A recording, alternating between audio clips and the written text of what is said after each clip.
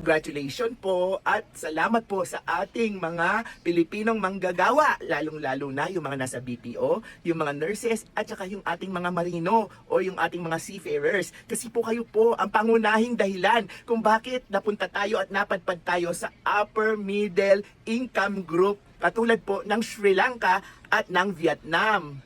Mabuhay po ang lubos na inyong pagpupunyagi at sobrang kasipagan. Nalangin ko po ang inyong kaligtasan at kalusugan sa bawat hakbanging inyong tinutunton. Sa inyo po nanggaling ang napakalaking ambag sa pag-unlad ng ekonomiya ng Pilipinas. Kaya akin din pong panalangin na sana po ang inyong mga pinagpaguran ay hindi napupunta sa mga individual lamang at walang kabuluhan.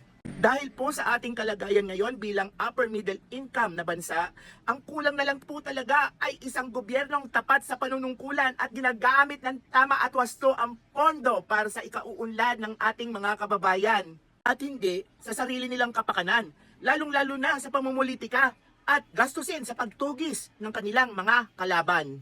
At sa uulitin, mabuhay po ang ating mga manggagawa!